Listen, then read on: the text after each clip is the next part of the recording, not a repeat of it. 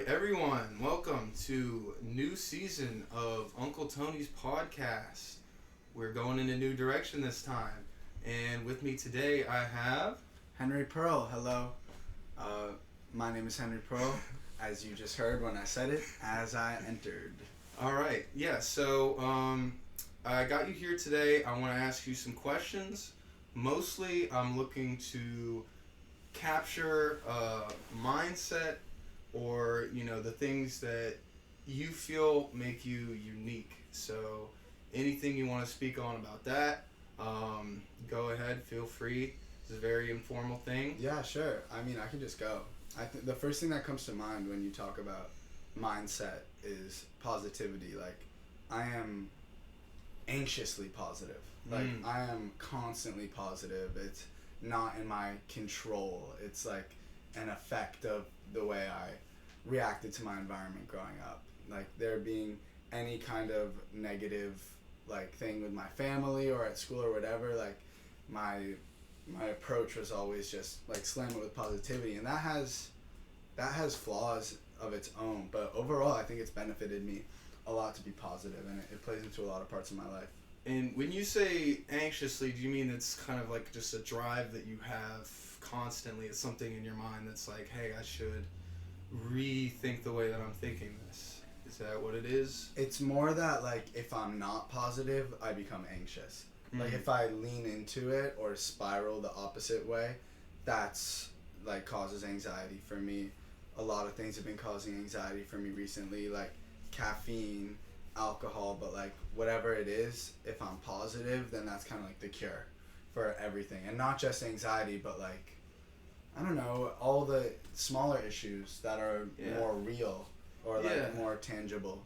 Yeah, I do, I connect to that because I feel like a lot of people want to just bask in how bad certain things are rather than investing energy into improving it, which I've always seen as the solution, because if you kind of just sit around and you're like, oh, this sucks, not only is it going to still suck, but in your mind you're going to kind of spiral, like you said, and it just starts to bug you out. Yeah, some people like to soak it up. Like, I think there are people in my family who, like, love the feeling of being depressed, or, like, really enjoy making the decision not to get out of bed. Like, and then they just eat it up. Like, it's food for them. And I feel that myself sometimes, like, when I am depressed, that's, like, it's so nice to not get out of bed. Recently, I've been waking up at, like, noon every day, and I'll stay in bed until like 1 or something, but eventually I'm lucky enough to like, I want to get out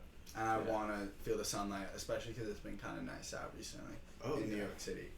Now, okay, so what I think I'm hearing is that this is a thing that I've been kind of looking into on my own.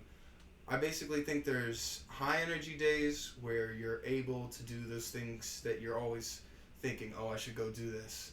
And then there's kind of a low energy where you're not able to go and do that stuff. What would you say is your go-to when you can't, go out and be your best self? What would you say helps you recoup? I think, like, for me, feeling, if I'm aware that it's a no bones day, if you will. Do you remember that like TikTok dog or whatever? Like, they'd sit it up and be like, oh, is it going to be a bones day or no bones day? And the dog would just, like, sink down. And right, like, no you bones. Can't help it. You can kind of just, that it's happening. Yeah, if I'm aware of it, then I can lean into it and have a really nice day by myself at home in the dark, watching TV, eating ice cream. Yeah. Like, I'm lactose intolerant, but it's like, let me fuck it all up for a day. Give me the negative energy. Yeah, instead of, like, pushing against it, because I've done that too, where, like, I've been home doing nothing all day. I'm like, oh, I have so much to do, like, so much I want to achieve. Oh, I want to start a podcast. Oh, I want to make an album by myself. I need to finish the album with the band and do the rollout. And there's so much going on. But if I can just be like, today, I'm just going to forget about that, which I can. It's a choice. So you don't try to force it? No, I don't try to force it. And, I mean, I think as I'm getting older, I just turned 21, like, I start to kind of look ahead and be like, okay, by a certain age, I want to have achieved a certain amount. And at the rate, and I question, like, at the rate I'm going, will I have that done? Like, I'll never know until I get there. Absolutely, yeah. Yeah, that's a very important thing too, because when I feel like when you're in that bad energy level, when you're not really feeling your best, it's very easy to kind of just zoom in on this current problem and fixate on that one thing. And then on those, you kind of just have to push yourself out. You think, okay, this is one day. I have the whole week ahead of me. I have the whole month. Whatever it is that you're looking to. Yeah, I have like a problem where if I do the zoom in thing, I'm zooming into something huge. Where it's like, oh, I'm at home today and I'm not working on this massive project. Like for me, most of the time it's creative projects that are like the things in my life I care about. And if I wake up and I'm stressing about how I'm not gonna finish something that can't be finished in a day, it's like you have to break it down into small steps. So if I wake up and I'm worried about a really small thing, like Lark and I are starting a podcast, and one day I woke up and I was like, I want to try making like a cover, in like Pixelmator or Photoshop or whatever. So that was small enough for me to be able to feel like I could do that in a day, and I was excited about it, and it was achievable because it was like a broken down thing. Some days I wake up and I think we need to get it out, and it doesn't exist yet. Right. Yeah. But stay tuned. But yeah, so it doesn't exist yet, so I can't get it out if it doesn't exist. You have to be able to break it down, and that can be a real bummer, and that can happen to me with all sorts of things in my life. So when you do come to something creative, you're like, okay, this is the time. I'm doing this right now. Do you feel it's more of a spur of the moment thing like that, where you just have the idea and you are able to translate it out, or do you kind of just piece it together with all the things you think it should be? To me, it's all about vision. Some days I have a vision. Last night we made dinner. I had a vision. I knew exactly what I wanted to make, and it came out so good. We had giggly pasta, which is like this very like coral shape, and just full, like, I don't know, what kind of tomatoes were those? Like Vine ripe. Yeah, some vine ripe tomatoes. And like I wanted Italian sausage, but like separated, like and olive oil, and like I didn't want it to be over sauced or anything. So I just knew what I wanted. It came to me in my head. Perfect plate of pasta is just there in your mind. Exactly. So because it was there in my mind, I was able to be like, I know the steps to do this. I know what I want. Yeah. Some days, I mean, the way my band works is we kind of for a lot of the year we just show up to the studio and don't know what we're gonna do that day, and that doesn't work as well for me because I don't have a vision. So if I show up to anything creative with a vision, then I'm much more likely to be able to complete it. And if I try to attack something and I don't know what it's supposed to be, I don't know what the premise is, then there's no chance I'm gonna even know where to start. Right. Yeah. So adding on to that, would you say? So let's say you come in one day, you're kind of, you don't really have something in mind, but one of your friends comes to you with, hey, I got this whole thing, laid out. Does that kind of empower you? Like, are you good at taking other people's things and turning them into something, or would you say it's all kind of an internal process? I'm totally inspired by like my bandmates and the projects they bring to the group on their own, because I think everyone shows up with ideas that they just started on their own. Like, it's honestly more difficult to start something with multiple people. It's easier if one person starts something and then everyone can attack it. So that's a huge part of the process.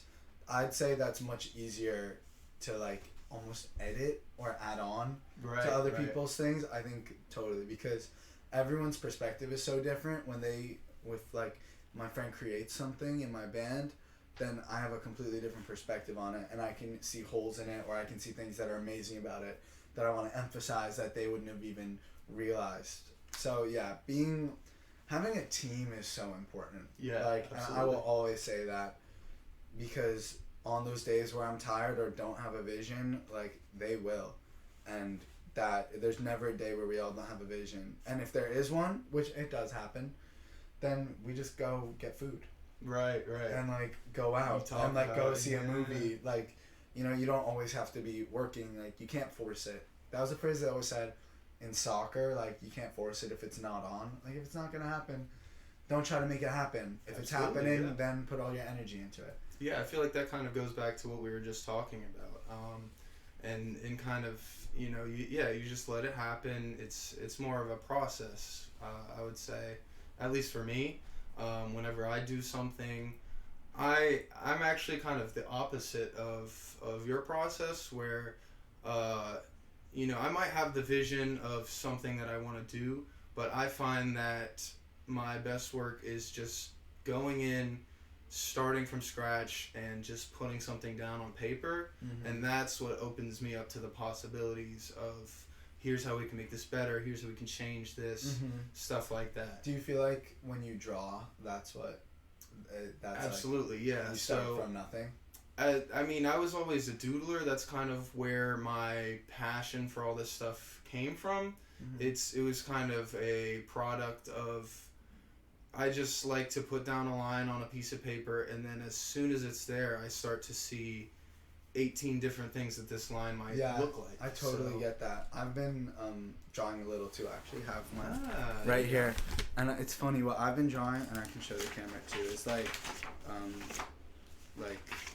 outfits. Yeah. I don't know, just like women's fashion. I don't know. You want to put that a little closer? Oh, yeah. Or like, wait, I have one that I want to share.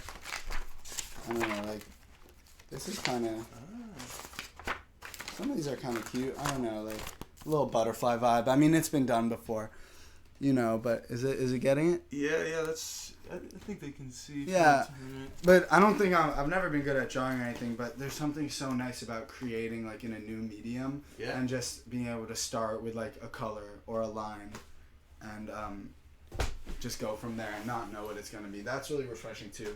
I think with my band, there's more of a pressure to achieve something or accomplish something. Like, if we have a record label that is expecting something, or we know that, like, just from doing this for 5 or 6 years now, it's like we know what the end product is going to be. Like, there has to be an album. Yeah. So when you show up, it's like, make the album. But if you think about it that way, it's so daunting.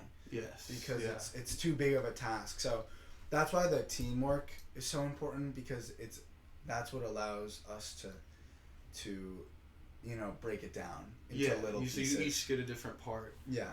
And so would you say that would you consider yourself more of a specialist, where you have this skill set and you try to see what you can create using that? Or the way that I see it is you kind of gather things from all your different little skill sets that you may not be the best in, but you have this knowledge of, let's say, how to draw on top of, you know, what you're already doing that you're good at. Yeah. So as an individual, I want to be able to do everything. Yes. Like, that's my desire. When it comes Don't we all? Yeah. When it comes to being on a team, I think it's most important to know what you're good at and what you offer that's unique to the team.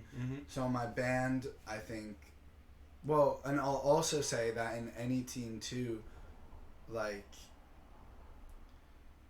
just being there and having your brain is always the most important part. Like, whatever physical skills or production skills or musical skills, in my case, because I'm in a band that we're bringing, like, having a brain and being able to make decisions and communicate and, like, fight for them, that's the number one thing. But yeah, I want to be able to do everything. In the band setting, I think I'm more, like, specialized, because that's what I bring to the team. Like, but we all push each other, you know, and we all want to be able to, like, one thing, for example, like, making drums. Like, I could never make drums. Like, for the first 3 years, I think we were recording together. Like, if it was like, oh, we need to make drums, like, this part needs drums, just, I would never get up to do it, because I just didn't feel like I knew how. But my friends pushed me, and I pushed myself, and now, like, when I'm alone, I'll do that, and now I can bring that skill to the group. So it's important to spend time on your own, honing your skills when you're in a group, so that you can bring it to everybody. So you go home, you try to see what you can bring that's new, and then you refine that when you're with everybody else. Yeah, pretty much. Yeah, and it's so satisfying to be able to say, like, oh, you know what, like, I just heard this Coldplay song, and I want to, like, steal the drum beat, because I think it's so good. So I don't know what I'm going to do with it. So I take the drum beat, and I remake it, but it's a little different because I made it. Yeah. And then I'm like, oh shit, this would sound great in my song, and then I change it some more, and like change the sounds, and then it fits in to like a Laundry Day song, and it's cool how you can just pull from anywhere and make things your own. Absolutely, And yeah. that's a really fun thing to do. So another question I have about the kind of creative process is, do you have one kind of specific thing that inspires you? Like every time you see, you know, a beautiful sunset, you're just like, I wish I could translate this beauty into something. Yeah, for me, my inspiration for music is dance. Whenever I see people dance, whenever I dance, that is what inspires me to make music. It's dance and friendship, I'd say. But I'll speak more on dance. I think I play bass, and bass is all about the rhythm, and Of course. I just feel like I'm not doing my job if people aren't dancing. Like Right, we have ballads, you know, that no one's gonna dance to, but people are gonna sing their heart out to, and like I can definitely, you know, do what I need to do on that song because we're translating something different. I'm okay with that. That's so important as a bassist, like to be able to play simply. But then on those songs where it's funky, like I just don't want to hold back, and I don't, and that's Absolutely, yeah. that is what inspires me so much in the studio and performing live. Additionally, like friendship has always been such a huge part of me making music. Like you remember Charlie Rappaport? Yes, I do. Yeah. Like he was my best friend growing up, and we were taking guitar lessons together, and we were in bands together, and that was always so important to me. That like I had people to do it with, and now that's my band, Laundry Day, and that transition has been really beautiful. And we do it for each other, and we do it for our friendship, and like that's what brought us so close, and now we're all best friends, and I'm so lucky to be able to do that with them. Absolutely. But yeah, they inspire me to make music, and other people dancing and dancing myself.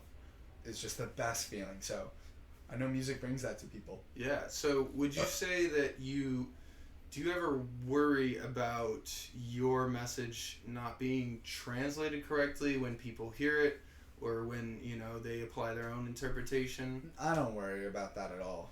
You know, I have no idea what people even get out of it. Yeah, So I can't be worried that they're getting it wrong. But even if I did have that information, I wouldn't worry that people were getting it wrong, because the intention is so messy and inspecific as it comes from a group of 5 where everyone's putting their own thing into it.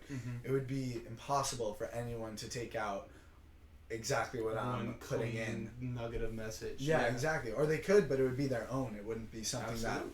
that me as an individual intended. I think my band has songs where we all kind of agree what the message is, and I think those are our strongest songs, where we're all in agreement on what it's about and what it does for us. And then I do think that people take that same message out. So it's really powerful. Like you listen to like Don't Look Back in Anger by Oasis. Like, you know, everyone might take something a little different from that, but for the most part, everyone's getting the same thing, and it's what the Gallaghers wanted you to take from it. So that's always powerful, but I don't stress about anyone getting it wrong, because that just means the message is broad.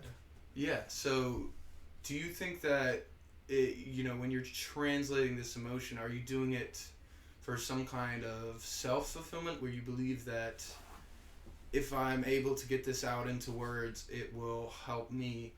Or are you trying to help people realize themselves through what you're saying? I mean, that's been so satisfying, like fans reaching out and saying that songs have made a difference in their lives, like, and that is just more something that keeps me going than something that drives me to do it in the first place. Absolutely. Yeah. I don't remember the question. No, I think you hit it pretty squarely on the head. It feels like you're kind of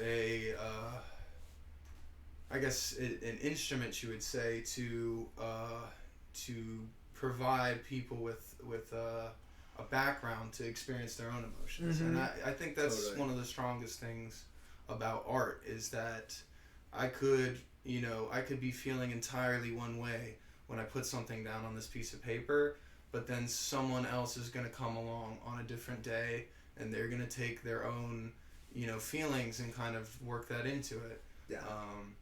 And yeah, it's very powerful. Absolutely.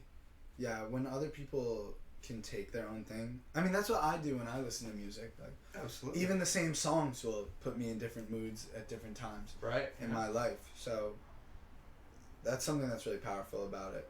Is there any kind of emotion that you would say fuels you more strongly, or it really comes out better, when you're making something? When I'm making something, I think for me, making music is really at this point tied into my identity and my self-worth. So that constant battle everyone's going through of like imposter syndrome, or like trying to prove yourself, or feeling like you're confident, or contrarily feeling like you're not enough. All that like human like center of gravity battle with yourself is coming out when I'm making music, because it's not a hobby for me. It was, but now it's my job, so it's intense and I feel pressure. It's really fun nonetheless. So rather than kind of expressing one emotion, you kind of express yourself as a whole, you would say. Yeah, I mean, as much as I can. Like, I think I'll express myself just by playing the guitar and having it not sound good. Right. Like, yeah. I can go and like learn an intricate line, but I can also just like play made up chords, because strumming guitar, like an acoustic guitar, is so cathartic to me. Yeah. So there are different ways to express myself, but I do feel like making music is a kind of work, and it takes focus, and that's one way that I love to express myself. After coming out of school and doing that for years, where like you show up and you do all the work whether you want to or not. Like, obviously I want to do music and I love it, and I love my friends, but it is work, and showing up to gigs and playing is work, and it's exhausting, but it's also the most satisfying thing ever. So I put a lot into it, but I only get one thing out of it, which is it just makes me feel alive. Absolutely, yeah. So would you say that so let's say you've just released an album, you're going on tour to promote it, play it, all that.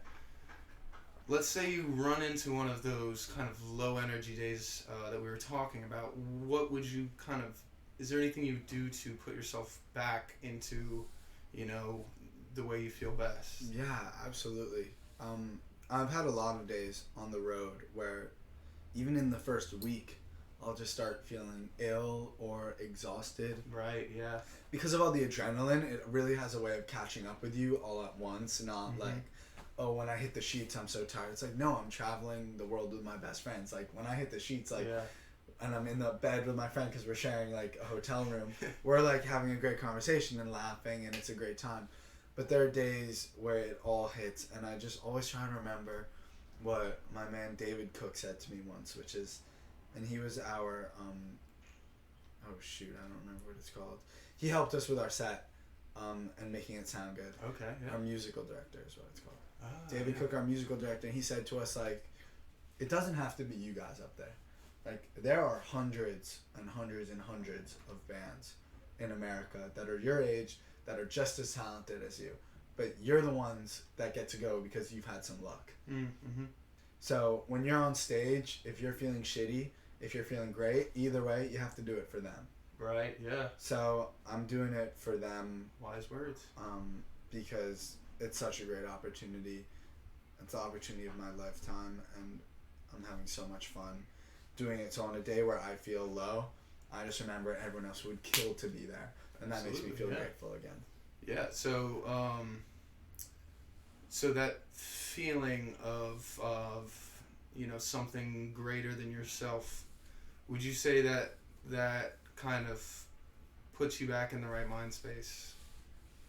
Yeah, I mean, it's huge. Like, this has been going on for decades. I mean, whenever something bad happens to us, we always laugh, because it's like, we're not the first band to get dropped from a label, or like for a show to go poorly, or like for you to drive all the way to Portland and then 7 people show up and you're wearing scrubs on stage and just feel like a gimmicky clown. But like, you just go and you do it anyway, because it is bigger than you, and you never know on both sides, like benefiting you and other people, like what one person seeing your show can do for them and what it can do for you, who they're gonna tell that they loved it. And like energy is so valuable and attention is so valuable.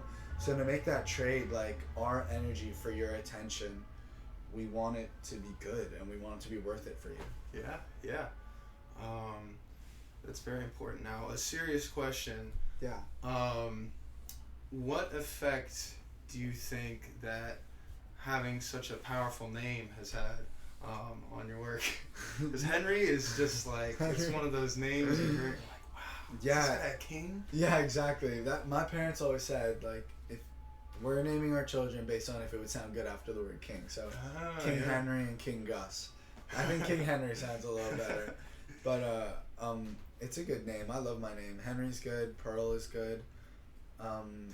It means, what does it mean, like ruler of the home in German? Yeah, that's what I've always been told. Yeah, Heinrich. I feel like my ultimate goal as an individual, or just like not ultimate goal, I have so much I want to do, but just the one place that I've always been sure that I know I want to end up is I want to be the ruler of the home. I want to have a family. Like yeah. I think my Twitter bio is like future stay-at-home dad. Okay. And I would love that. Like I love kids and I want to raise some one day, but getting a little ahead of myself. Right. Well, okay, so have you ever thought about, let's say you're looking at this child that you've produced in front of you.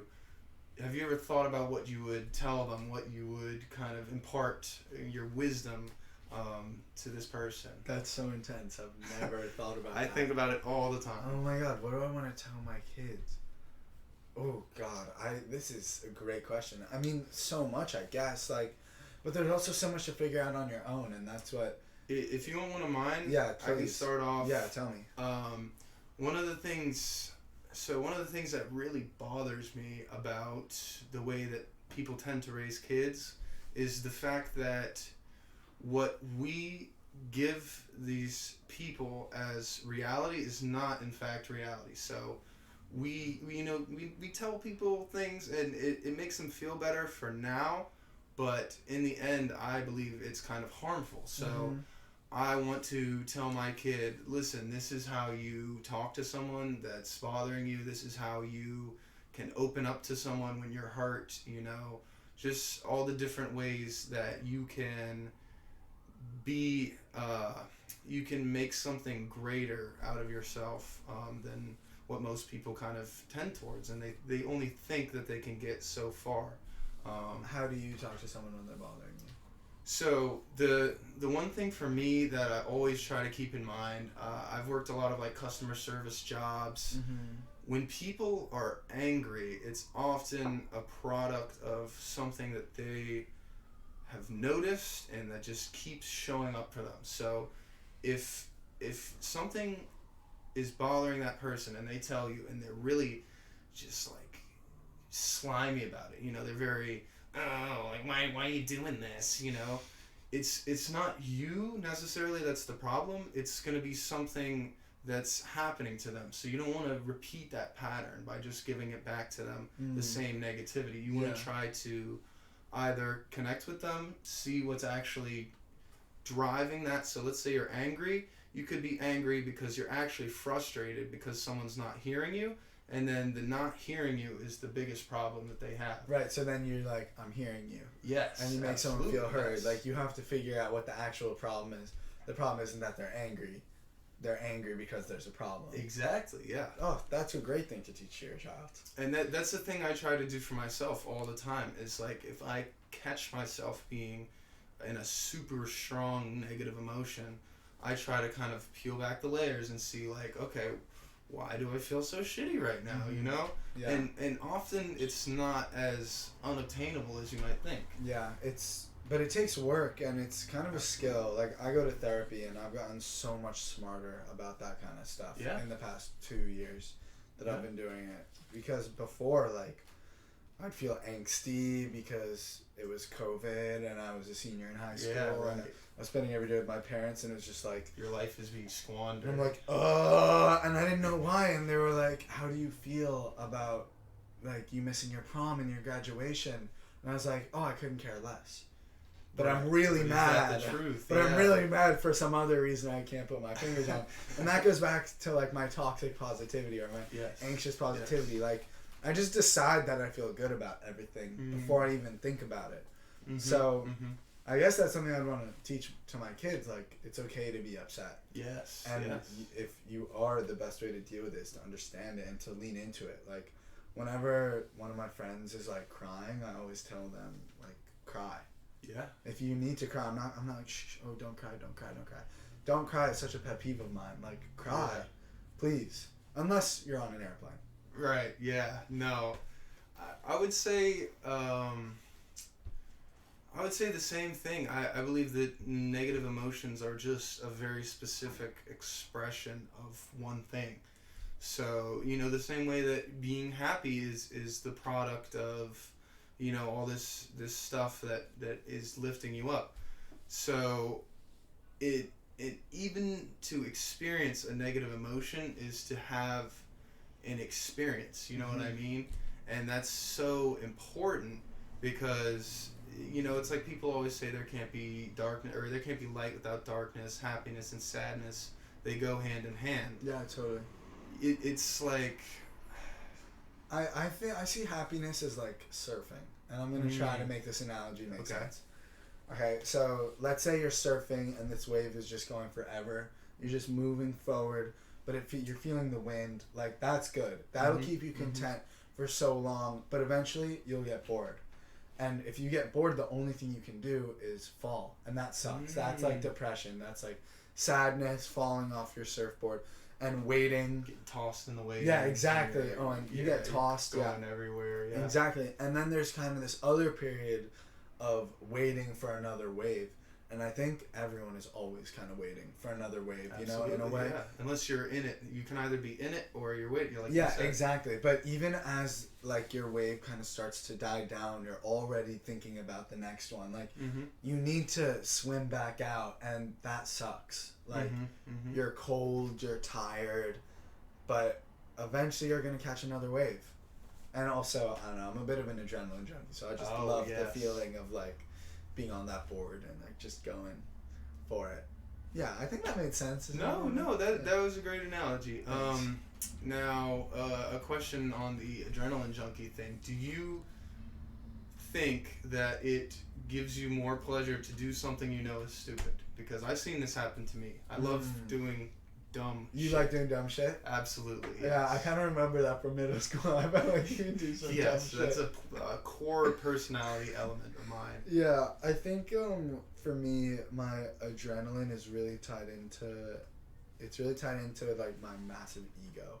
So it's all about like, it's dumb, but I could do it. Yes. Successfully. Yes. Like, I love like in New York City, they're like the Revel mopeds. Like, I drive those and I'm a little risky, but it's like, because I think I'm so good at it. Yeah. So that's what's so satisfying, is that I'm like weaving between cars and I feel like I'm invincible. Invincible, right. Yeah, I think that's a huge thing for me. So like, less so that it's stupid and more so that it's like difficult or like unique in that only I could achieve it. But obviously that's not true, and I'm probably gonna hurt myself accidentally one of these days. But I love that. Like, even when I walk through my apartment, like there's a pull-up bar, and ever since I was a kid, I'd always just like swing on it to turn the corner that it's on. Like I just jump, grab straight.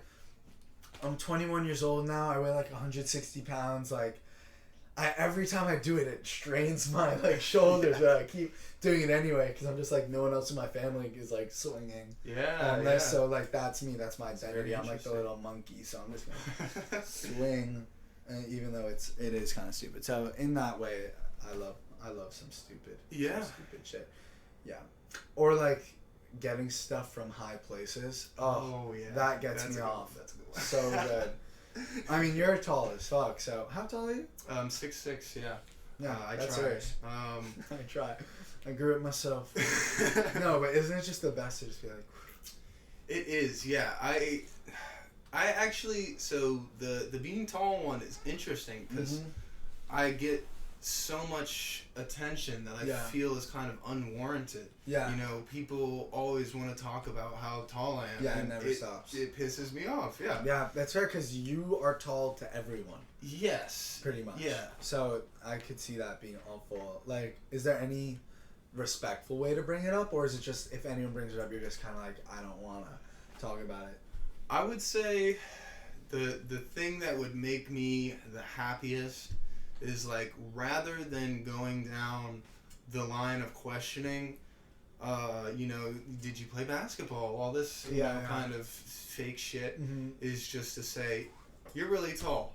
That's cool. Yeah, that's cool. And then that's it. Just put a pin in it. Yeah, right there. And then that's the it's end like of a it. great compliment, you Sure. know. Yeah. You know, I'm It's feeling true. empowered. Yeah. Do you ever meet people who are taller than you? Absolutely, and then I what's that fucking like? hate them. No. I've always I've always looked for things that can change my perspective, and that's one of them. Just because, like, I'm so used to this day-to-day experience of seeing heads. You know, I never see chins. So I'm looking up at someone, and I'm like, this is what it is. Yeah, this person to me is the top of their head. Yeah, and I actually do kind of enjoy that feeling because it's different to me. Mm-hmm. Yeah, sure. Your perspective is unique. Yeah, and another thing too, I love squatting down to be on the same level as someone and seeing things through their eyes. Mm-hmm. It's actually, like, surprisingly deep experience.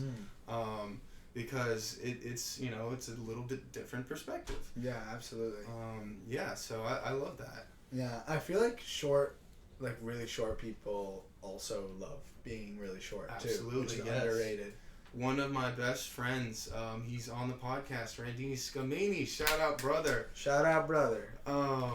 He is, you know, a petite man, but his range of skills is so vastly different from mine that we both enjoy it, you know, because he can do something that I wouldn't even think of doing in my day-to-day life, and he'll just be like, hey, watch me climb up this building to get on the roof. I'm like, that's so fucking sweet, you know? He's just an agile little fucker. Exactly, yeah, and sure. he probably weighs, you know, 100 pounds less than I do, so, like, I could pick him up, he could pick me up, which is, like, a little confusing, it's a little perplexing. Yeah. Totally. But just having that happen is such a fresh experience that I love it. Yeah, it's so important to, like, be around people who are different from you. Absolutely, I feel like that's really common for people to surround themselves with people that they find similar, but I don't even think it's, like, possible in a way. Because I think you're always going to find differences in people around you. Yes. I feel like in my band, like, we're all quite different in a way.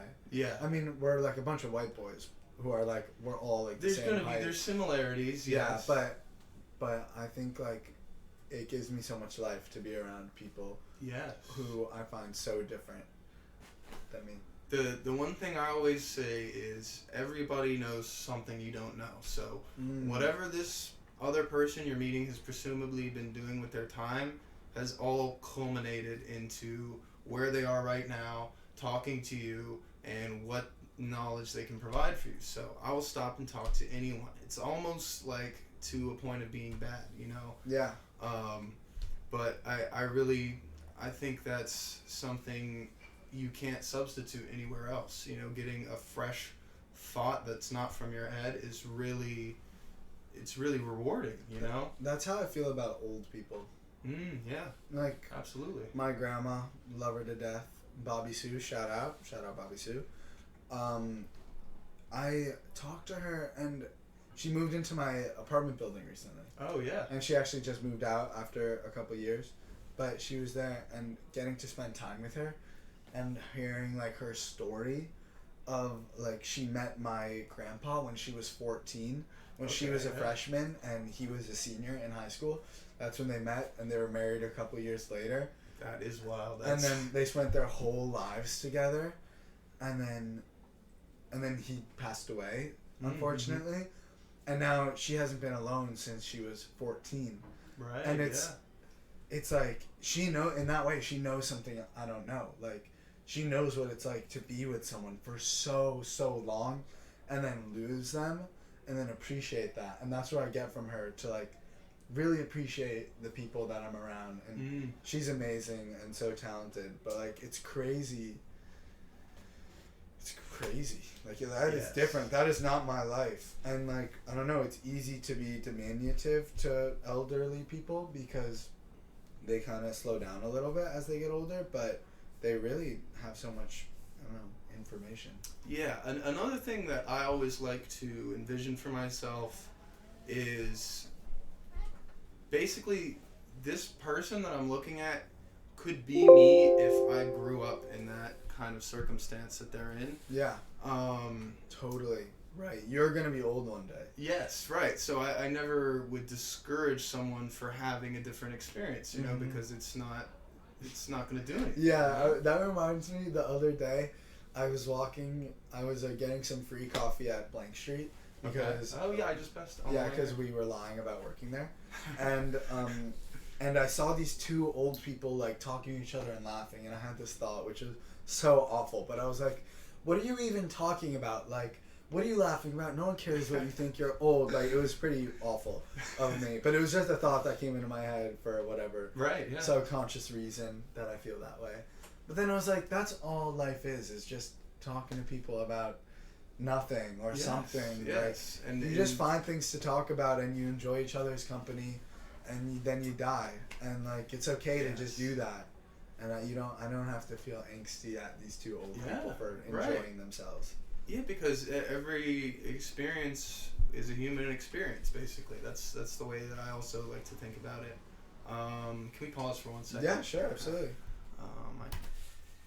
All right, so on the topic of expanding perspective and trying to get new stuff in your life, what do you think is at least one thing that has really changed the way you think? Changed the way I think.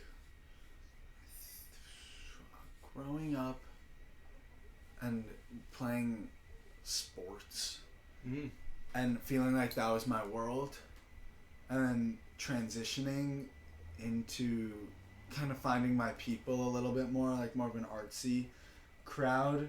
Like, I always felt like I was making this big change, but the truth was that I was being true to myself the whole time. Yeah. And that's what changed the way I think. Realizing that my identity is more than just my surroundings. Absolutely. And that there's more to me than exists in a certain group of people that's already there without you. And that bringing that to that group is a good thing. Yes. And it's not something to be afraid of just because you're different. So to anyone listening, I'd say if you feel like you're different, I say that's a good thing. Be different. Be different. Come on. And make some banging ass music. Yeah. Let's go. I don't actually know if this is on pause. I think we did. Okay. Yeah. Do you think that the people you keep around you bring out something different in you? Yeah, everyone brings out something totally different in me. I think like I feel like I'm just gonna like go through people in my life. Sure, yeah. Like there's a boy in my band named Jude. He actually went to my elementary school. Yeah, you know Jude. Yes. Oh, that's great. I went to his production of I think it was Alice in Wonderland. No way. Yeah. How was it? It was great. I forget what part he was, but it was really funny. And I just remember being like, that's cool. I know that is so funny. Yeah. That's great. I'll have to talk to him about that. It is a small world. Yeah, it is. So like 100%. But he is such a confident leader that he brings out like the follower in me and like the faithful in me. Like I have so much faith in that man and his ideas and his procedures. So like, and I think being a follower is a really important skill. Mm-hmm. Not like an identity. I don't feel like that's who I am. But to take what someone's telling you and to say, hey, yeah, this is a great idea. By the way, this is what I'm thinking would make it better. Yeah, totally. And like collaboration is so important with us. Yeah. Definitely. I think everything in our group is better when all 5 of us are on board with it. I think it's like kind of the greatest common denominator situation. Yeah. Do you think that in terms of your band, do you think it started with you guys coming together and then you developed chemistry, or did you have chemistry and then you all came together? You're like, hey, we should. I think that's a hard question because I feel like socially we started with chemistry, but in terms of working together, I think it definitely felt natural always, but has grown and grown and grown, and is still growing for sure. Like, I have huge goals for what I want to be able to achieve with these boys and grow with them together. Like, I remember when the band started, it was kind of just Sawyer and Jude working on one of Jude's songs. Like, that was the dynamic, and there was just a bunch of us, like, freshmen watching. Like, there were, like, probably, like, 15 kids in that room watching these two. And then it just kind of formed because me and the other two guys in the band were the ones who could contribute. So, I don't know, that's just what it was. But it was always such a good time. And there's always been friendship, but the chemistry is constantly growing. And we find ourselves in situations we just never thought we'd be in where, like, chemistry is important, and we learn to kind of work together and also, like, how to mess around together. Like, I remember one time at a tiny little festival of sorts in Queens, like, we were bored, so we all got in a what's it called, like, where you take a shit at a festival, like the little porta potty. Yeah, the five of us got into a porta potty and, like, smoked a joint together. And I don't know if you call that chemistry, but, like, I don't know. There's a lot of people I wouldn't do that for. Exactly, so. Exactly. You know? So it's just, there's so many fun experiences that we go through together, and that brings us closer, and it just helps us develop a language. Because now if we're making a song and we want to be like, oh, let's make the song sound like you're five guys in a porta potty smoking a joint together, then that's something the five of us understand. So so the communication and the shared experience definitely, like, creates chemistry that didn't exist at first. And now to relate this back to the question I was asking earlier, as the different parts of yourself that you see in other people, do you believe that being with these specific people makes you almost more of yourself? You know, where each person draws out one thing and it all just kind of comes together. Yeah, I do. I think who I am becomes more defined because I don't have to be everything everywhere. Yes. You know what I mean? Like, as I was saying before about skills, like, as an individual, sure, I want to do so much, but who am I, like, if I'm, like, half of a producer and half of an engineer and, like, half of a guitarist and, like, half of, like, an outgoing person. When I'm with my band, I get to be, like, a full member of a band. You know, I get to be a bassist, which is, like, such a simple thing, but so important to me. And I get to be, like, a brain and, like, I think that being part of a group, I mean, it's been such a major part of my life. Like, before I know it, I'll have been in this band for half my life, you know? I mean, right now it's like I've been in this band for almost a third of my life. God damn. And one of the most important, and easily the most important third of my life. And it's the third of my life that's shaping everything. So if I was someone else, then it wouldn't have shaped it, but I am who I am because of my band. So in that way, yes. I mean, and it's helped me kind of bloom in so many ways too. Like, I've come to care so much about things I didn't know that I did before. Like, for example, this is silly. I always make fun of myself when I say this because I'm like, as you can tell, but I love fashion. And you know, not just on me, but, like, admiring it on other people, and, like, all those, like, get ready with me TikToks. Like, I'm kind of a sucker for them, even though they're pretty stupid. But, like, because I love fashion, and I never would have put any effort into. I don't know if you remembered how I dressed in middle school, but I did not give a fuck at all. I would say the same. I would wear whatever I wanted to, but what I wanted to wasn't based on anything other than just what was at the top of my drawer.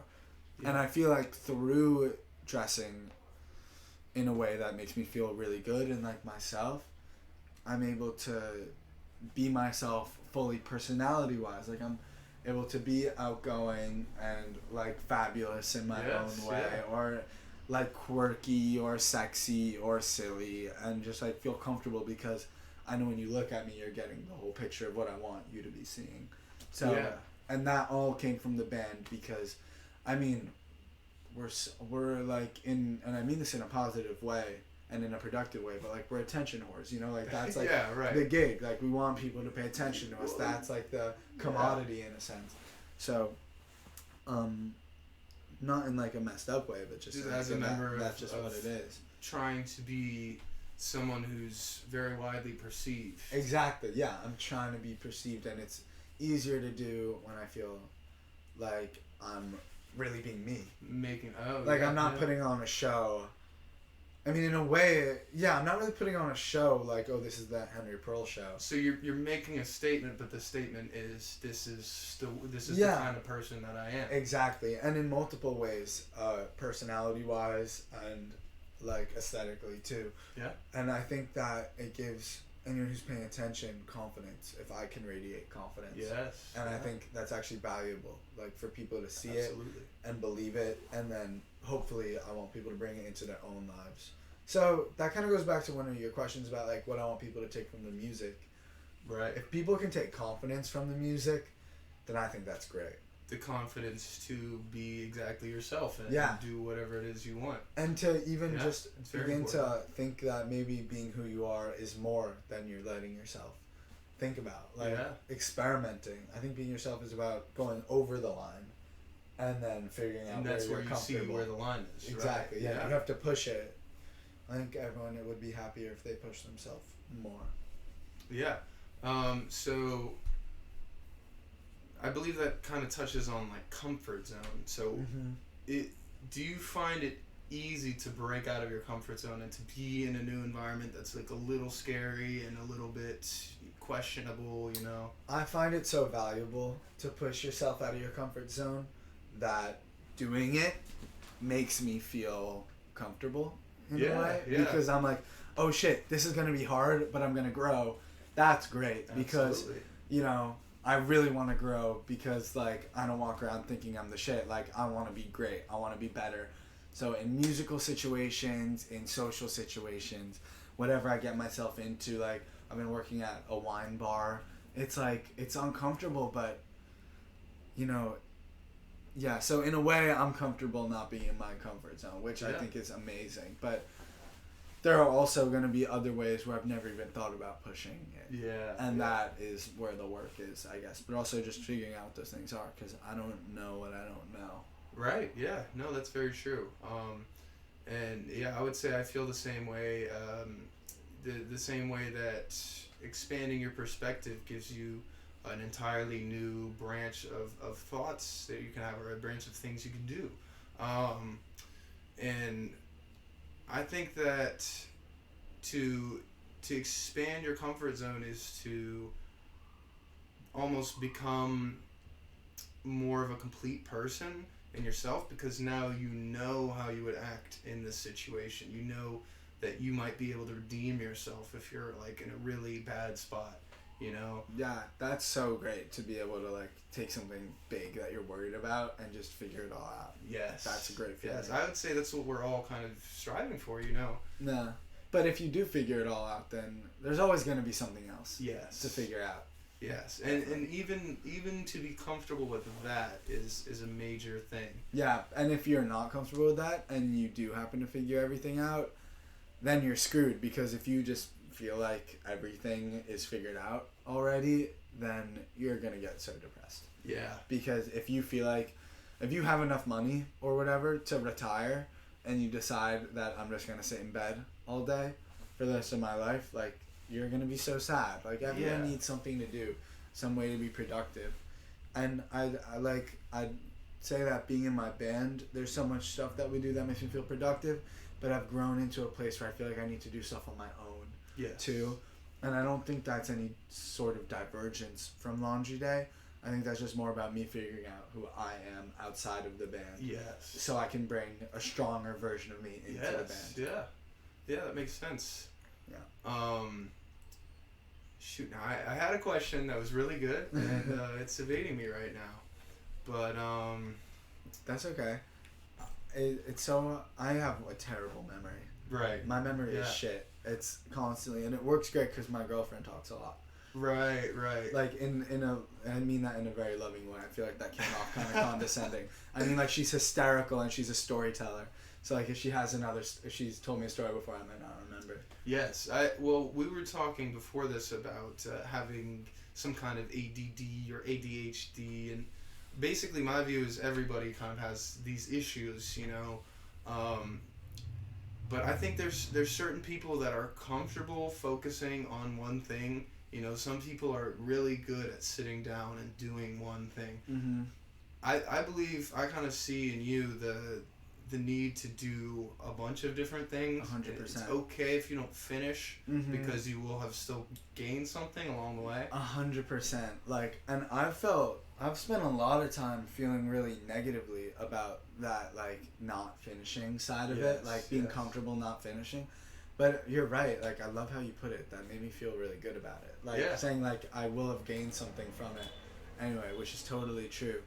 But there's something nice about finishing things. But I need people to hold me accountable. Like, I don't really feel like I exist if I'm alone. That's a very it's a very deep thought that goes.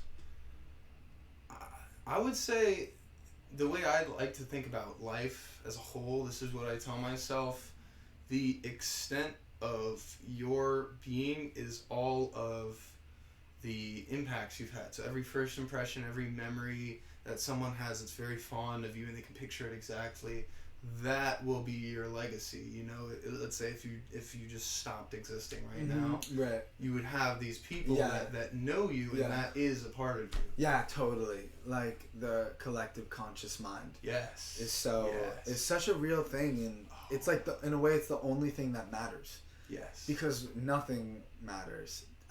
When I say that, I mean, it's all gonna go away. In the grand scheme of things. Yeah, in the grand scheme of things, nothing matters. Like, your mortgage matters, your food matters, like, the people in your life matter, but it all goes away. So the only thing that really exists is temporary. So you have to be able to appreciate everything that's there. Yeah.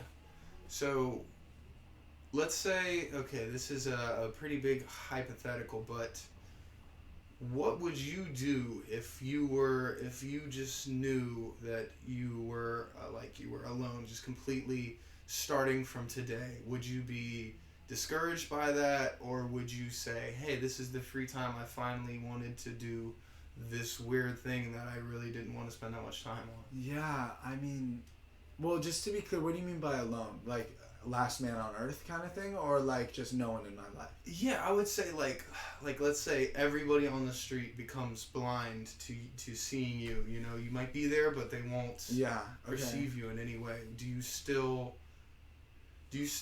take refuge in yourself? I don't know.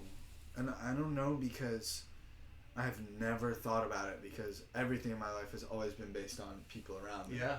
So I have no idea what I would even do. Well, I know you were talking about That's COVID. horrifying to think of. Yeah, COVID. Well, you're right. I mean, to bring up COVID, because during COVID, I made more music on my own than I ever had. So, right, yeah. Like... So it brings something out in you that only you can bring out. Yeah, 100%. So I would like to think, if I were alone, so to speak, that I would spend all my time working and doing things that I loved and, like, enjoying myself, and I'd probably smoke a lot of weed and, like, have bad habits. Yeah. But just, yeah, if there was no one around, I would probably do so much. Right. Yeah. Right. And what about you? So, me personally, I went through a big phase in my life. I wasn't very extroverted for, I'd say, most of my life. I was very kind of cagey on who I talked to, because certain people react to me in a very strange way. Like, people sometimes just cannot handle my genuine self. Yeah. And I used to be bothered by that, because I thought that made me a less desirable person. Mm-hmm.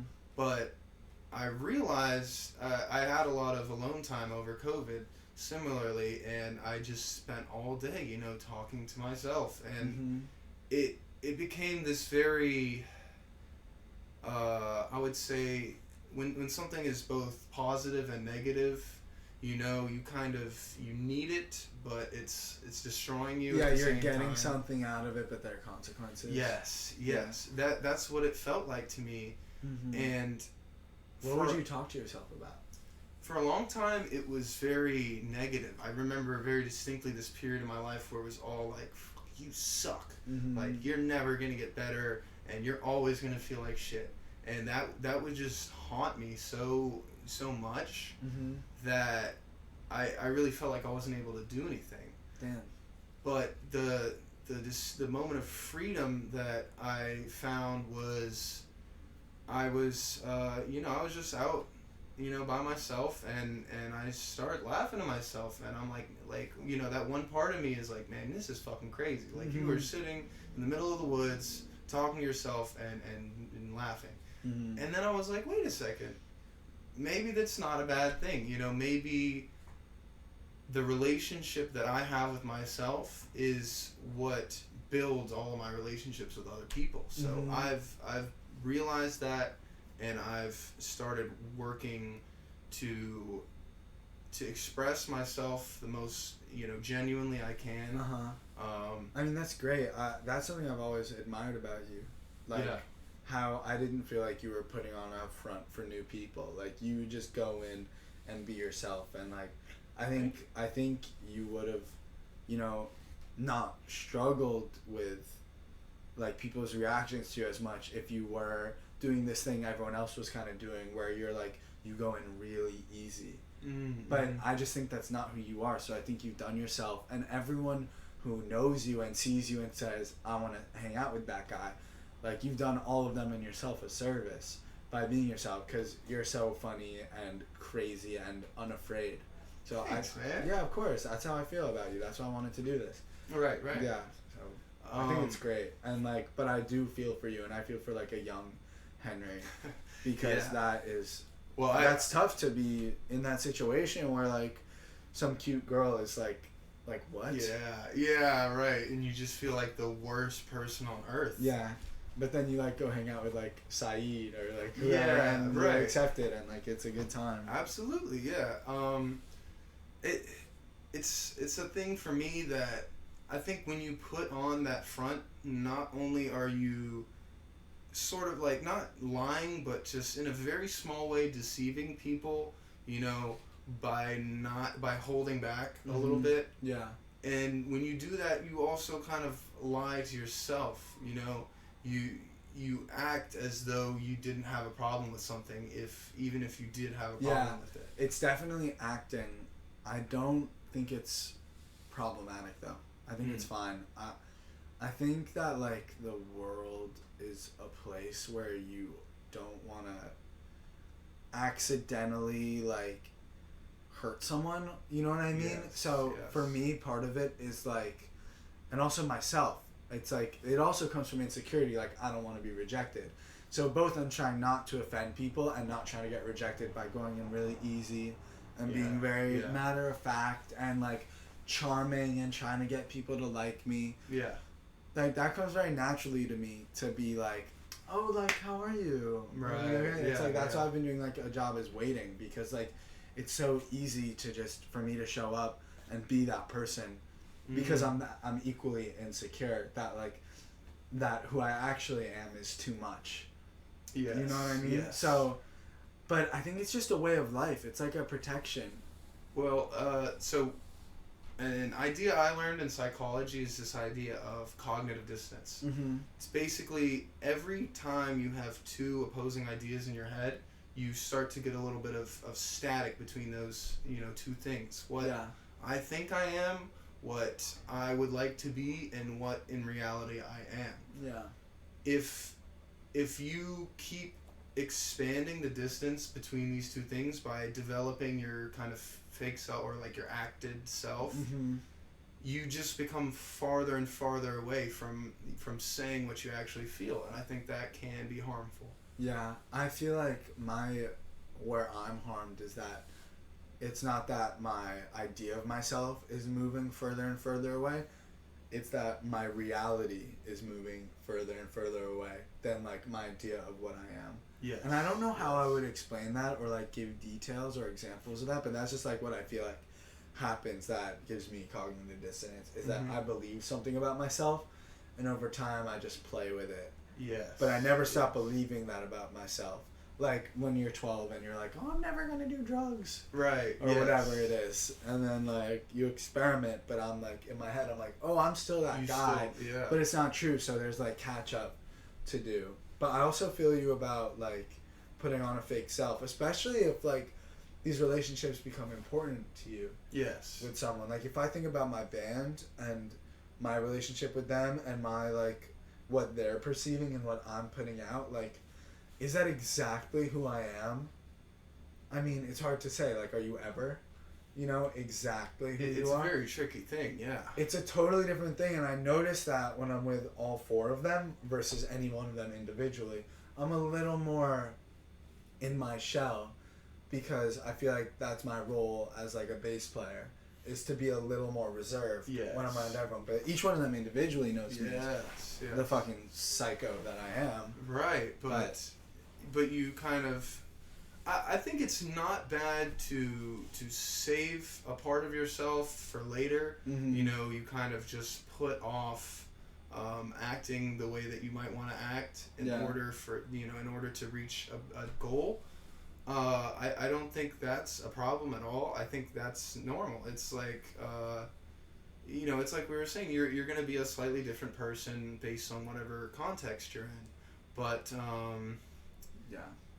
I think it's a very slippery slope, because you could kind of easily fall into this disingenuous version of yourself, and doing that, I think, like, okay, here's what I'm thinking of. It's normal. I would never talk to anyone the way that I talk to myself in my own head. Mm-hmm. A lot of the times it can be very negative, and I think that it's my job to filter that out and to not put that negative energy into the world. But do you ever feel like it's also your job not to speak to yourself that way, or do you just see that as how it is? Well, that's interesting. That's what my therapist always says to me. Like, if I'm being hard on myself, she's like, would you talk to someone else that way? Yeah. So, like, how would you talk to them? Talk to yourself the way. Not that it's so easy, but I'm just, like, saying, do you ever think about that? Well, yeah. So, I do, I work on this now. I've also been through therapy, and this is what sparked my interest in psychology. Mm-hmm. And basically, I realized that, you can change the way you talk to yourself. So, if I catch myself getting into this hole where I'm like, just piling it on, like I didn't do this thing, and it's, I'm a bad person because I didn't do all these other things also. Yeah, sure. And then I just really quickly check in, and I go, well, yeah, but here's maybe a reason why I wasn't able to do this. Here's why I'm, failing. Here's a good thing that I did, Just anything you can do to shift it momentarily away from that negativity really helps you to break out of that cycle. Yeah. I find like a very specific use of talking to myself that way. Mm-hmm. I've been experiencing a lot of anxiety recently, and it's pretty new for me. And it's like physical anxiety, so I feel like I'm gonna throw up, or my chest is really tight, or like I think like my temples hurt, and I think I'm gonna have like I just get this anxiety that I'm just gonna drop dead. Yeah. So what I do, because it's so insane, is that I talk to myself that way. I'm like, are you a fucking idiot? Are you so dumb? Like, think about what the article would say. Kid dies on train for no reason. Like, right, just being so anxious. Yeah, kid dies from anxiety. It just doesn't exist. You're being so dumb. So that's why I say to myself, you're being dumb, you're so stupid. Like, and that like kind of hammers me in a way that really helps me. Yeah. I don't know. It's weird, because I would be worried for me if I was speaking to myself about my career. If I was like, oh, you're wasting your time, you're 20. Like, I don't talk to myself that way about my career, but yeah, I mean, I'm hard on myself but in a gentler way, I'd say. Yes. Okay. So, do you think that there is a separation between those two attitudes? So, do you think that there's the hard ass Henry that kicks in when you need it, and then there's this soft Henry that kicks in whenever you need it, but they're different, like distinct, different, or is it all a piece of one thing? Yeah, I think it's like, it kind of feels like the tide to me, Mm. where like sometimes I'm low and sometimes I'm high, and it's also kind of like a light switch because I have control over it, like pretty much. So I think I want to say it's two separate things, but I can't. Right. Like yes. it is, they're both me, but it feels in my head like they're functioning as two different things, and I can call on them when I need them because it's kind of like they're teammates. Right. Like yes. they're working together, but they're different things. Yes. Yeah, that's what And I would say it's definitely important, on a team to have somebody that can really be the hard ass and really say, like, we should shut this off and do something important, you know? Yeah. I think it helps. I think that speaks to my role in my band, actually. Like, something I've really taken charge in is, like, rehearsing. And being like, okay, we're running it again. We're running it again. We're running it again. Everyone, yeah. And it's this part of me where it's like, I'm not being nice anymore. I'm not being the person I was describing earlier where I'm making you feel good all the time because I'm trying to get to know you. It's like, no. I know if we want to be great, we need to run this song 15 more times by the end of the week or whatever. So we're going to do that. And is that okay with everyone? Right. Like, but I'm not really asking. Can they deal with your hard assery? They appreciate it. I think, because it only comes out then. Like and it sneaks out in other times, and it's out of place, and everyone looks at me funny. Yeah. And I'm like, oh yeah, that was inappropriate. That didn't make wrong sense. Place, wrong I time. didn't have the right to tell you what to do in that moment. But yeah. No, that makes sense. But it definitely comes out, and it's useful. Like, you have to be able to be hard on yourself. Otherwise... Yes, that's discipline. Yeah, otherwise you're never going to get back on the surfboard, if you will. Yes, yeah. The previously mentioned surfboard, you're never going to swim out to catch a wave if you're not hard on yourself. Yeah, no. That's something I read David Goggins' book. I don't know if you've heard of him, but he talks about basically he wasn't in control of his life at all. And, the thing about David Goggins now is that he is the most in control person that I can think of, Wait, what book did he do? It's Can't Hurt Me. Can't Hurt Me, okay. He turned his life around from an abusive childhood and being, struggling with all these mental burdens. And basically the way he freed himself from that was telling the hard truth. So if you know what the real thing you want is and the real way to achieve it, you have to like push yourself out the door and make sure you take that step, at least one step, to get to the place you need to be. Totally. Because also, like, as soon as you take one step in anything, you want to take 5 more as soon as you get there. Often, like, going to the gym or whatever, like, it's not hard. Like, going to the gym isn't hard, but, like, collecting your gear and leaving your apartment is hard. Like, deciding to do it. Yes. So Goggins sounds good, because, like, if you can just make that first step, then your whole life is going to be a lot easier. Yes. And that's something that reminds me of something interesting about my band, because I'm just, like, trying to bring it back to the band. Absolutely, yeah. Some people might want to hear about. It's that, like, when you make your first album, you could do that for whatever reason you want. Mm-hmm. But as soon as it's out, every other album you make for the rest of your life is for a different reason than the first one. The first one's like, oh, I have this music in me, I need to get it out. Then after that, for the rest of your life, it's different. It's like, I need to prove that I'm better than I was. Over and over again. Oh, you like that? I hate that now. This is good. Like, yeah, right. I'll listen to my old music. I don't hate it. I never would say that I hate it, but I listen to it and I'm like, I find it juvenile. Yes. Just because it's a younger version of me and my friends. So it's like, we have to go put out something new. And the only time we would ever stop is if what we're making isn't better. Like, if we make a magnum opus and then we go to make something else and it's like, it's just not as good. That's when you know it's time to stop. But until then, it's like we just need to keep pushing forward and pushing forward. Yeah, it kind of went off there. No, but okay. So, do you think that's something that's real to you? Like, is that something you think about all the time? Is like, I need to be better than my old self? Yeah. Yeah. Now, do you think there's any merit in the old version of yourself being worse? So you only have this much space, if you will, to create something that's as good as you possibly can, and what you do with that basically defines, it's what makes it good, right? Yeah.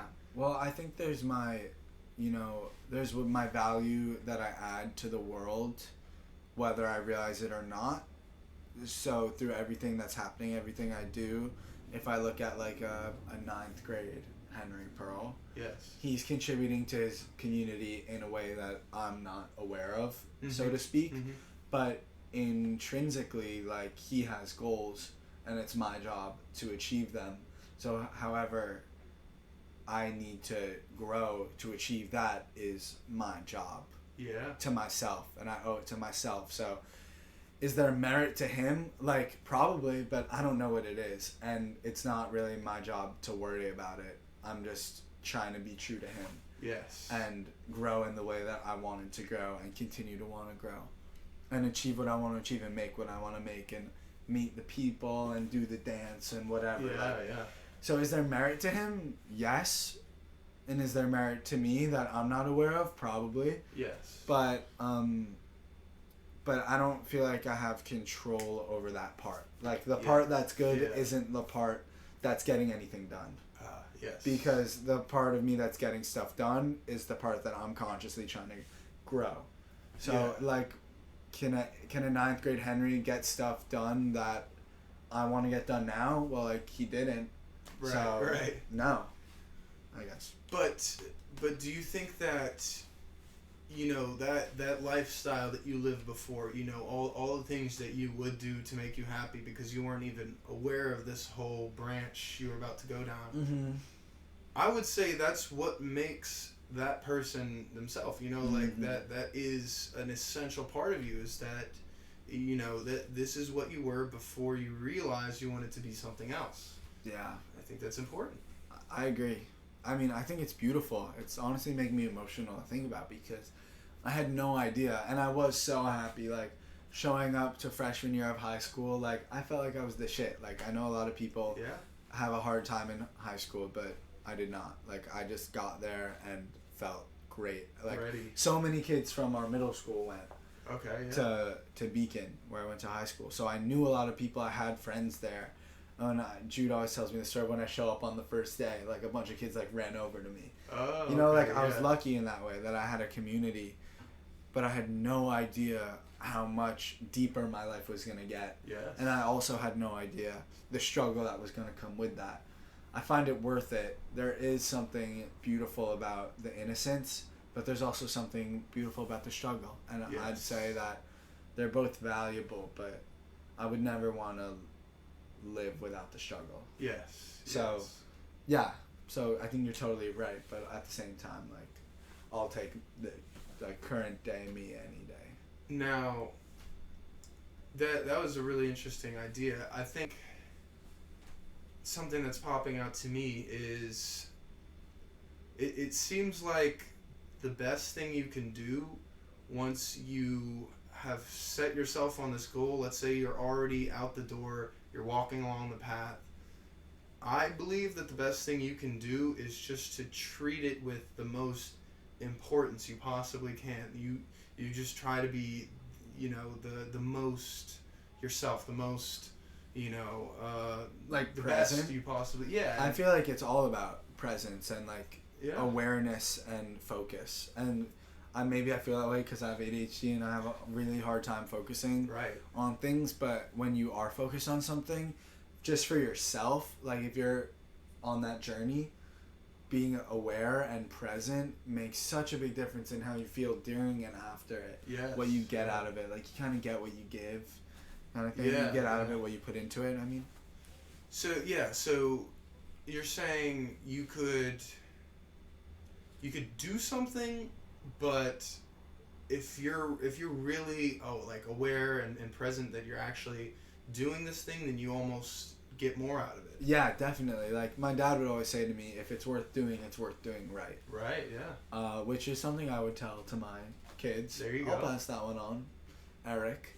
And yeah, I think like if you go to, I don't know, let's say you go to the pharmacy. Okay, Yeah. That's your journey. Just something small. You're going to the pharmacy. You're going to buy some Advil, and you're coming back. We are not sponsoring Advil. Yet. Then yet. Come on now. You could go and you could do that on your phone. You know, you could go walk there on your phone. You're listening to music. You're watching TikToks, whatever. And you might miss like the street performer. Yeah. You know, who's really interesting, or you might miss like the person who's getting mugged that like you could go help. You could go help, right? Or, like, and those are just deeper experiences. So, you know, you're gonna be entertained. You're gonna go get it done. There's nothing wrong with that. But you will miss out on something you didn't even know. You don't know what you're missing out on. Yeah. I think that's always constant in life, is you don't know what you're missing out on. No one ever Absolutely. feels like they know what they're missing out on. You're just going about it. I think it's just we have this desire to know everything about our world. So every piece that we have, we like to put it into this thing and we say, this is what the world is. Yeah, this is it. There's no more to it. But there could be a piece you don't even know you're missing, right? Yeah, It's 100%. like... And I think everybody owes it to themselves. If they ever have an idea, like, maybe I want to go take fencing lessons. Like, if that idea flashes through your head, I feel like you owe it to yourself to go give it a shot, because you don't know how full your world could be. Yeah, at least investigate where you could go to fence Yeah, or something. I know like people that. who are very easily made uncomfortable, and as a result, their life isn't very rich. Yes. Because they're afraid of trying new things, and that is horrifying to me, because you just don't know what you're missing. No, that... Okay, well, so do you think that it's worth it? Would you rather be content and happy, or would you rather be struggling for something grander? And you know it's very possible to achieve this thing that you really want, but every day you just feel so far away from it. I think if that exists, which it does, something that I want really badly and that I've been grinding for, and it does, it's impossible for me to forget about it and be content without it. If anything, the journey so far has made me content. Right. Like my life, present day, I'm content. I'm happy with how it's going. We just got dropped by our label, and I don't feel bad about it, like, because that just means there's that much more journey ahead of us. Right. Yeah. You know, and now you get to do it yourself, or now you get to find a new record label, which might lead you to a new opportunity. Exactly, and I just have no idea. Yeah. So yes, I mean, I think that I've always considered this, because I didn't go to college, that like there's a world out there where I did go to college and I got my degree and I became a teacher, and I hated the hours and I hated the kids, but I loved the work, and I had a family, and that's it. Like the happy and content, no greater struggle, but just, you know, because like I was so inspired by, like, we had this teacher, Mr. Erickson, in 8th grade, who was just a crazy motherfucker and a genius, and just so loving and so excited and so artsy. Like, if I could go affect kids the way that he affected us, I would be content. I would be happy. Yes. You know, but in order to do that, yeah. In order to do that, you have to be striving for something. You have to be more than just a teacher who shows up to work. Yeah, and that's like his greater journey, and I think that's amazing for him. But like for me, the greater journey is throwing my entire life into music. Hoping that I really come out on top, because I want to so bad. Like, I think my band is great, and people seem to like us, so I want it so bad to be. I want it to be my whole life. Yeah. And that's just what I want. And like, if I turn 30, and we still have 20,000 followers on Instagram and no more. Like, I don't know. I'll start thinking about doing other stuff away, yeah. on the side. But at the same time, like, I don't even know if I ever would walk away. You know, maybe walk away from doing it full time, but I just see it going really well and always being a part of my life. Like, not that we're the Rolling Stones, and not that I'd want to be, but the Rolling Stones are still touring to this day, even though, like, they're fucking dying away. Right, yeah. So it's like, that's really till the end, and there's something cool about that, like that grand journey. But I don't know, hypothetical, like, you become really successful, like, really fast. You know, what else is there? Right, yeah. And it almost feels to me as if becoming that successful and actually achieving the thing you've been striving for so long is a little bit harmful, and it might actually make you less of a good artist, let's say. Like, you know, it takes away, probably. But yeah, but I feel like it's still so important to have that, to be reaching for that. It's like, I think that the real solution is just to keep looking for things along the way that you might be interested in, and that, you know, if whatever you're doing doesn't work out, God forbid, you are able to just be like, all right, that's fine. Now I get more time to do this, you know? And I think that is a thing that's very powerful, because you will never be unhappy as long as you have something to reach for. It reminds me of, like, the surfing analogy, where we talked about, like, a failure as, like, getting off the wave, but a success can be the end of the wave too. Yes. And if you ride one into the beach, then you can't just jump back into the water. It's not going to feel as good. You get stuck. Right. So you have to really, like, that's really interesting to me. You have to know when to, you have to be prepared for success. If you're aiming for, like, success of, like, where there's one thing and you can get it, and then that's it, then you have to be prepared to you know, start from zero after that, and that's really hard, and it's a tumble. I feel like Justin Bieber, like, got successful and then he was a disaster, you know, as an example. It seems like he hated it, you know? Yeah. And like, do you ever think it would be a problem to get too big, to where, you know, you're talked about in the news all the time, people try to misshape your words and all that? I mean, I try not to actively speak out against that, because I think that's almost a good problem to have if you're a musician, like, you're so accepted and celebrated that everyone's picking at hating you. Yeah. I mean, that's just they hate on you. I think you're asking for it by trying to be a celebrity, because the only reason that it exists is because people love to watch you rise, and then they love to watch you fall. Yes. And I think that's part of it. So, I mean, I don't think you can really pick and choose what parts of it you want if you're asking the public. If you're asking for the public's affection. It's very true. You can't ask for it to be unconditional, because they don't really know you. So do you think that you would be happy if people were, let's say, talking shit about you in the news all the time? Would you still be happy to be mentioned and to be known as someone that has that kind of impact on people? Well, to kind of also answer your first question, it's not really what I want. Like, I don't want to be in the news. I don't want to be, like, a character. Yeah. You know, I think there's a difference between, like, someone who's great and someone who's, you know, there's, like, someone who's great, like, I don't know, like a Jaco Pastorius. Like, you've probably never heard of him. Like, I don't know, maybe the runner? A bass player. Oh, okay. And it's like Oscar Pistorius. Oh yeah. No, I'm bullshitting. I don't know who that is. Oh, okay. But like, there's someone who's great, who are like a lot of people look up to, but there's not a celebrity. Then there's like Ice Spice, who's like somewhere in between. Like, she's totally a character, but also she has like the skill that she has. Yeah. And then there's like the Kardashians, who obviously are business women, and that's their thing. But they're mostly the characters. They're mostly the characters, right? Like, so to be to be in the news like that, like, doesn't sound appealing to me in the first place. Yeah. But again, it's like a good problem to have.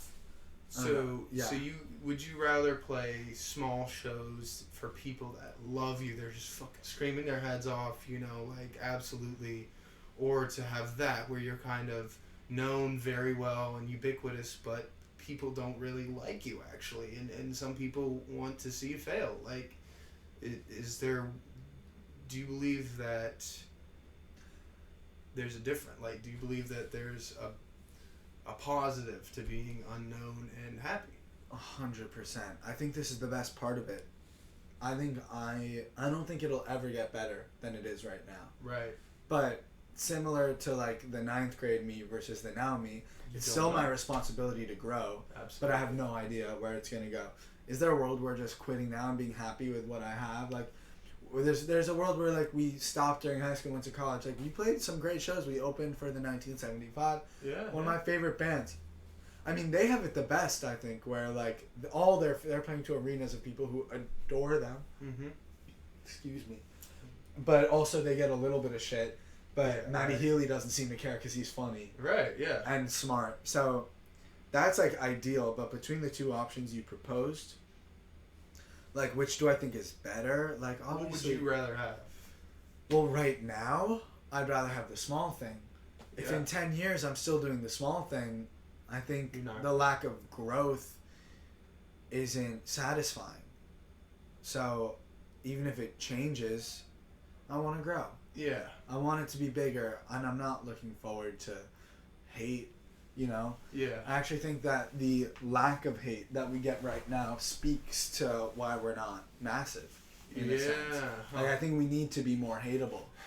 Yeah. I think we need to start beef, and I think we need to be like offensive in some way or another. Like, I don't know. Because that will draw some people really irreversibly towards you. Yeah, exactly. Right. To be polarizing Yeah. is like, and like kind of drive a wedge Well, into people. I think that's a sign of a truly great person, is that, like, obviously, you know, there's going to be people who don't like you, and that's not really important because you're so able to be yourself that you're okay with it. You know what I mean? Yeah, exactly. And then as an entertainer, it goes even a step further because you have to be ridiculous, and more people aren't gonna like you. A showman, yeah. Yeah, and it equally doesn't matter. But I don't know. Right. I think some people are built to be able to take hate, and some people aren't. And I know of at least one celebrity who like just really isn't built for it, and it just affects them so negatively. And What's the example you have in mind? oh no, it's like someone I know personally. Oh, okay, yeah. But like, and I see them and I just feel so awful, like that they struggle with that because in a way they asked for it Right. and they got it, but now it hurts them. Yes. And that sucks. But like, I don't know. I think I could take it. Right. Because yeah. I'm really proud of myself, and like I was doing a photo shoot with Kate Diamond, who has this like new fashion like store called like Working Title, Okay. and her Instagram is This Is My Working Title, and we just put out a shirt together, and we were doing a photo shoot in a public place, and I was all over the place. Like I was on the floor, I was wetting my hair, I was like lying down on a pinball machine, whatever, like getting in people's faces. And she's like, you're the perfect person to do this with because you don't care what anyone thinks of you. Right, yeah. And is that true? I definitely don't care what strangers think of me. Like, I care what people close to me think of me. Yes. But I think that's easier to, you know, take care of just by being a good person as opposed to, like, what strangers think of you by being, I don't know, insane. Yeah. Well, I mean, I always think of it as, you know, somebody having a bad day is gonna look at you on the street. They're gonna be like, that guy's got a funny fucking face. I hate that guy's face, you know? And there's always gonna be that kind of energy around. It's just whether or not you internalize it really impacts, you know, the way you feel. 100%. Because there's some people who are so concerned with this hypothetical hatred, or like this hypothetical Yeah, they're judging. worried they're going to Yeah. be judged, hypothetically. It paralyzes them. Yes, from I doing know the about stuff that. they actually want. Yeah. Oh, that is such a good point. And it's heartbreaking. I mean, I feel like I suffer from that a little bit. I feel like people in my life suffer from that a little bit. And it's so sad. I mean, luckily I don't suffer from it. Like, I still do my thing. Yes. Of course. But there's more that I want to do. Like, I always bring up the example to my friends that, like, I'd love to put out an album myself, but I don't know if I'm ready. And it's like, who's to decide? You know, that's just me being worried. You may never be ready, but you could still do it. Exactly. Yeah. And then if I did it, I would make it in a way that I loved it, and I would be ready. Yeah. So it's like, I'm aware of that, but I'm still horrified of the judgment.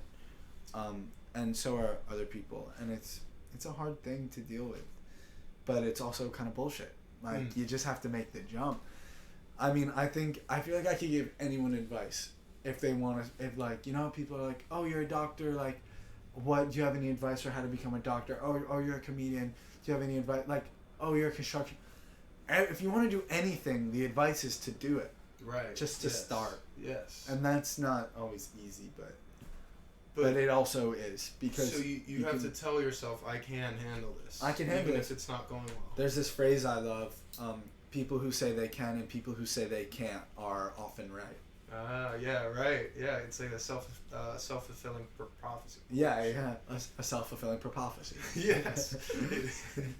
Yeah, it's real. Like, if you don't think you can climb a building, you're never gonna do it. You won't even try. You won't exactly even get close to the building. Yeah, you're not even gonna pick one out. And if you don't think that you can be a musician, then you're not gonna try to do it. Pick up an instrument. Exactly. But it's like, you never. But if you do think that you can, then you will try. So I think if there's anything in your life, I'm speaking to the people now. Sure, yeah. If there's anything in your life that, people, listen up. If there's anything in your life that you want to do but you feel like you can't, then you just got to start saying that you can. And you just have to say it until you can believe it. Because if you don't, you're screwed, mama.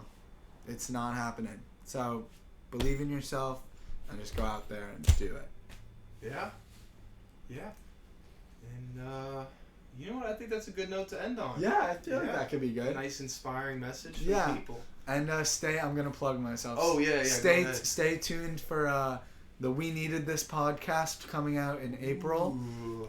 We Needed This with Lark Lepage, and I always mispronounce that. She hates me for it.